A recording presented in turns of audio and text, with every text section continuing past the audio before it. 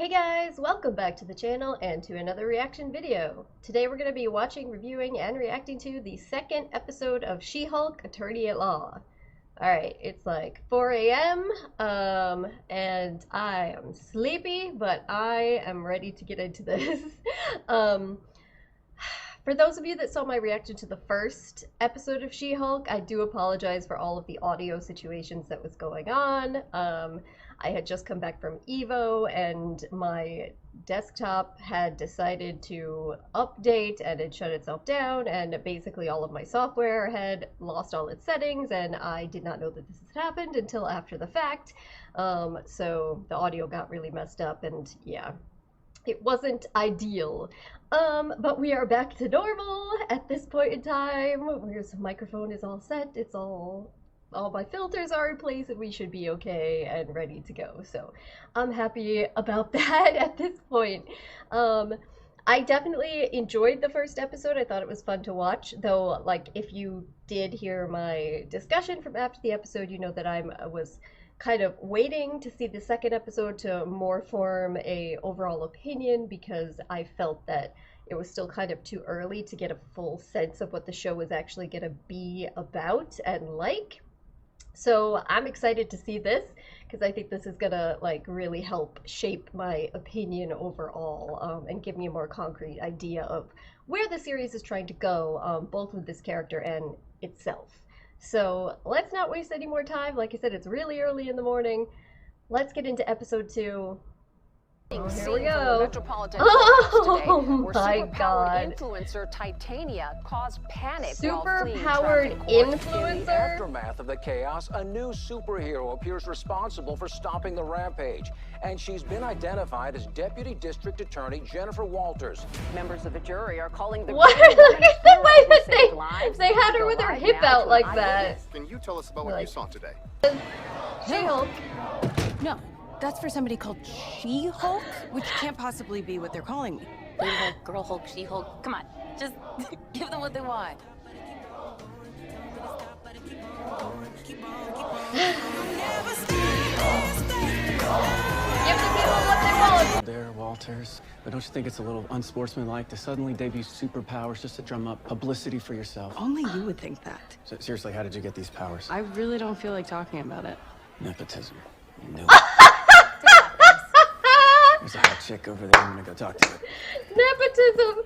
So he thinks that gave me both of these Bruce gave her the powers on purpose and that she wanted it. I did not go to law school and rack up 6 figures in student loans to become a vigilante. That is for billionaires. No, you did the right thing, but it unraveled our case. I'm sorry, Jen. I'm sorry too, boss. No, Jen, I'm sorry. I have to let you go. This makes you a liability for the DA's office. Wait, you're firing me? Yeah. See, this is like, it's pretty much exactly what she was attorney for hire. That's where. That's why. Hey, Fuzzball, just checking in on you. I'm here if you want to talk a little bit more. Yeah. No gloating but this time, I promise. This is kind of no gloating. Maybe a little. This is kind of like what I was talking about last time with her. Such a big distraction in court. We're not prepared. Oh, you know, this much sugar is very bad for you and your waistline. What? Jen, you don't have to worry about getting fired. I already told everyone, so it won't be awkward. No one's going to bring it up. Oh my God. Hi, everybody. Hi, Jen. You got fired. Chad. So to bring it up. I said, don't bring it up. Why would I tell you to bring it up? Sorry, Uncle Mo. She already feels like complete crud. It's okay, Dad. Yes, got fired, but it's fine. Big news. Started. What? Guy. What happens to those arrows? How does she know? Does he go around and collect them when he's done? Jenny? Everybody calls me that. I'm just going to put this out there. Melanie is a stylist. Oh my God. You know, she could help you. Let's get this hair more like She-Hulk. So back to Hawkeye. It's pretty hazardous to leave those things lying around. Chunky highlights. It's like, What do you need me to you do, know, you're a superhero, That but was just not, an not the excuse best to check in superhero. with you. Like, your cousin's still How better. you doing, kiddo? Finally, Dad. I'm okay. Really? No. No, I'm not okay, but I'm okay with... So, I would like you to come work for us. She's like, really? You got me fired, now you want to hire me. To be head of a new division, yes. Take some time. I accept. Non-negotiable. I truly do not care who your paralegal is. You start Monday. Okay. Yeah, you kind of Pedro, should have let him talk a little bit more. Back, because, yeah, it's definitely not going to be what you want. They don't want you, hon. They want She-Hulk. And I want you, well, the She-Hulk. She's like, excuse me? Wait, what? Oh. That means I'll expect you to be at work and in court as the She-Hulk. Not as a normal person. Right now. Terrific. Yeah, she's like, This way, please. maybe I should have. She's like, maybe I should have listened to the rest of the conversation before just saying I agree. Oh my god. What do you think about it? I'm agnostic. Interesting. Unprecedented for sure. Huh. Oh. I'll spend the rest of the year worrying about what I just said. I relate. Your office. I relate. She's like, okay, I'll wait, leave you never to mind. settle it. Maybe it's worth it. Why are you in Hulk? A serious conflict of interest. This man tried to kill my cousin, Bruce. Yeah, that's quite all right.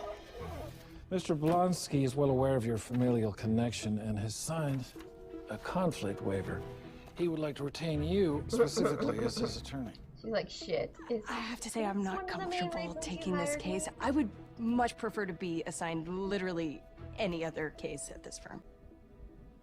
If you don't take the case, then you don't have a job here. It's like, think about who you're At the talking very to. least, you should meet with the client. This is the man who just said to tell one of the other employees that he was being shipped off to a freezing cold area because he hates the cold, just to mess with him. First off, namaste. Mr. Blonsky, I was expecting... Abomination, right?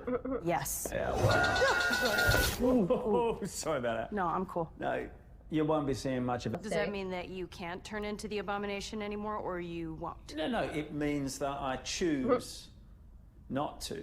I'm simply Emil now. Russian-born, British-raised, Royal Marines Commando, on loan to the US government. Okay. With 7 soul mates that I met through the prison pen pound program that I want to start a new life with. Oh my god. Wow. So, that's. Let's talk about the elephant in the room, shall we? Your Destructive rampage in He's like, Harlem. yeah, That wasn't sanctioned by the government. Yeah, because they pumped me full of that super soldier serum. The serum the government gave you caused your subsequent actions? I was a highly decorated soldier. You know, I was sent on a mission to take out a threat. And I thought I was the good guy. You feel remorse for your actions to even consider release. Absolutely, I do. See, and I have here various haikus that I've oh written god. Oh boy. to each of my victims, Oh, no. expressing the sorrow. Oh, you don't have to. If you'd like to experience them. That's okay. My tiny ears here. If I were your attorney, I would advise you to speak truthfully from the heart instead of trying to gauge what you think they might want to hear. 100% in the bag. Glad to hear it. You might want to take a look at the news right now. Yes. Have a good evening, Miss Walters. Have a good evening, sir. So far, there have been no statements made by Emil Blonsky's attorney after shocking footage leaked showing the Abomination participating in what appears to be an underground fight club after having somehow escaped from prison. Oh. That sucks. The Shang-Chi! I forgot about that! Oh, watch out for the lamb. Yeah, good. Come on up. Come on in. There you go. I'm glad you're staying hydrated, Dad, but this seems a little excessive. I got that. Do that. Yep, okay. Oh, I mean, that part, that was cute. That was a cute little end credit scene. It's definitely like, yeah, what would happen in a family dynamic if you did suddenly have Hulk powers. Yes, for real. Okay, so that was episode 2 of She-Hulk, and I quite liked it. Again, it was very short.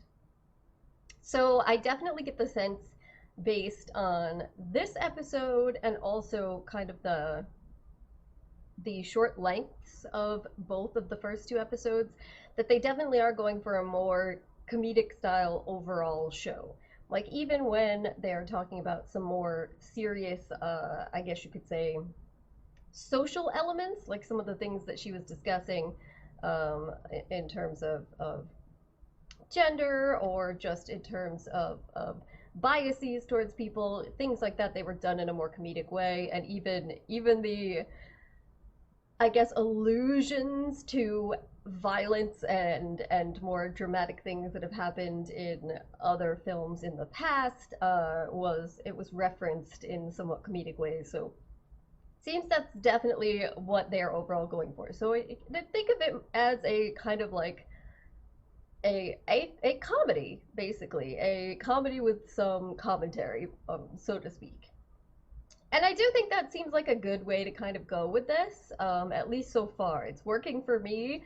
It's fairly lighthearted, so I'm enjoying that. You know, a lot of the series, you know, if you look at even like WandaVision, which had, of course, some comedic elements in it too, a lot of interesting things. It got very heavy at the end. Moon Knight as well had some really funny stuff, but also some really heavy stuff. So sometimes it's nice to just have something a little more lighthearted to just relax and watch and enjoy. So I think it's definitely interesting the way that they're going with this. We of course knew from the previews that this is what was going to happen, is that she was going to be offered this job, but the conditions were that she was leading this superhero or superpowered crime division, dealing with, you know, defense of superpowered individuals who are accused of or have committed crimes, and that she was being offered the job because she's She-Hulk, and that she was going to be asked to represent Emil Blonsky. So those kind of significant points were already laid out in the trailer. But I do like the way that they went with this, because, of course, the idea that she got fired from her actual job, which was the job that she wanted and had been working for. She wanted to be a prosecutor. She wanted to work in the DA's office. The idea that she got fired from that, and that's why that she couldn't get any other jobs because of the fact that she has these superpowers, and she saved people because she did the right thing, as both her friend and Bruce had been kind of suggesting, you know, you've got these superpowers. And that was kind of like, I thought, perhaps a theme of the show based on the first episode, that you have this responsibility to utilize them if you have these extra abilities that others don't. So the fact that she lost that job and couldn't get any other job definitely adds to her decision to go and take this, because, of course, she wants to be a lawyer. This is what she went to, her whole life has been working towards, and she didn't choose this kind of superhero path that she's on any more than Bruce did, although, you know, you could say that he had a little bit more to do with what happened to him. But so she didn't want that. She wanted to be a lawyer, and this is kind of, it seems like the only option she has left is to basically play into this image that she doesn't want to be conveying. So it very much ties into other ideas of things that people have to deal with when, you know, there might be a certain element about you, whether it has to do with your gender or your sexuality or your race or even just your attractiveness, or something that people assume gives you a leg up, but that you have felt has actually caused you harm, and that maybe you don't necessarily want that to be something that everybody focus on as the definitive aspect of your personality. That you feel pressured to actually play into it and play it up, no matter how much you don't want to, because otherwise it will be such a detriment that you can't, like, you get no other chances. Like, this is the only chance that you actually have. So you have to play into this version of yourself that you don't want to be or that you don't necessarily recognize. So I'm curious if it's partially also going to be, throughout the course of the series, her kind of not just coming to terms with that version of herself, of course, having to come to terms with it, and the responsibility aspect, but having to come to terms with other people viewing her in that light, which I think is a completely sort of different animal or burden to try and wrestle with. The image that others have of you when it doesn't coincide with your own image of yourself and who you are and who you wanted to be. So that has an interesting dynamic to it. I liked a lot of the little things that they talked about. So when, like, she said, they're always going to think that I just got this job not because I'm qualified and I'm capable, but because I have super abilities. And so again, that ties back into what I was just discussing. But they also, the joke that the one, her former colleague that she had this competitive dynamic with in the first episode, said that it was nepotism that she got the superpowers. She got the, so again, it's something that she didn't want, does not like, but people will assume is such a positive and a benefit that obviously she must have wanted it, and it must have been like gifted to her just because, you know, she's related to Bruce. She was given this in that she maybe didn't deserve, but obviously she must have wanted it. You would want this to be attractive, or to be a woman in this environment, or to be from a minority group that maybe doesn't get it. So like playing into that idea with the superhero thing again, which is something that has always been very much I guess superpowers in Marvel has always been kind of metaphorically related in various ways to different groups that have been discriminated against. So, but they're doing it in a way, like with that nepotism comment, that it's still like lighthearted. It's not too intense.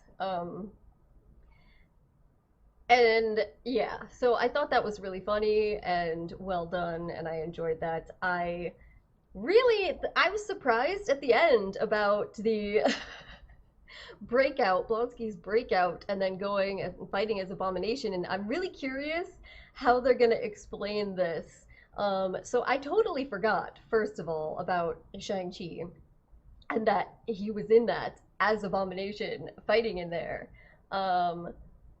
So this just ties that to this film now in an interesting way, and I'm curious to see how else the show is perhaps going to be tied into that. But I'm also just curious about how they're gonna go with it, because obviously him breaking out and going and fighting in these underground fight clubs doesn't at all align with the image he was trying to put out when he was explaining how reformed he is and how he feels peaceful and just wants to live out his life with his 7 soulmates on a big property, and the haikus he was writing, which Bruce seemed to feel that to him was heartfelt, and all of that. Obviously those things don't go very well together.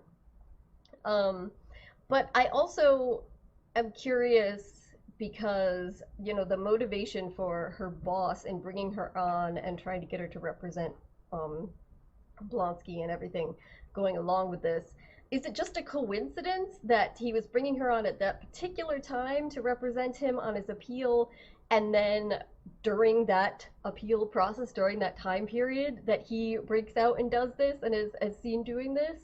Is that just a coincidence? Or did he like have some knowledge ahead of time that this was going on, and so that's partially why he wanted to bring in her specifically to represent him? Because he kind of knew that this information was going to be out there and it wasn't going to be as straightforward as the case kind of seemed at first, because it definitely did seem like he had a pretty good case off the bat, in that, you know, the arguments that he was making about being pumped full of the superpowered serum to be like Captain America, and the government putting him out there, and he thought he was going to be the hero and blah blah blah. So, but obviously that all changes with this element. So I'm really curious if we're going to find out that her boss kind of had some insight into this ahead of time, and how much is this Blonsky just acting the whole reformed haiku sort of thing, and you know. So I assume this is going to be something that we're going to be getting more of in the upcoming episodes. It was a funny way to kind of end it off, and I also liked her little family dynamics, funny things about her mother even like not being excited about her having superpowers because they already have Bruce and he's saved so many people, and her cousin trying to like show her up with the Best Buy manager thing, and you know, her uncle trying to get, I don't know if that was actually her aunt or like a girlfriend, but get her like a stylist job and all of it. I thought that was just a nice little funny dynamic too. And then the little scene at the end where they're showing her helping out, because of course that's, you can imagine a situation where if you suddenly had super strength like that you can imagine a situation of family calling you in to do all these little errands and assist them. So I thought it was a good little element too. But all right, I'm gonna wrap this up here. I think I talked on long enough, and I gotta figure out how to edit this down for YouTube because it is such a short episode. You know, usually when I do TV show episodes for YouTube, I feel like I can put in a certain amount.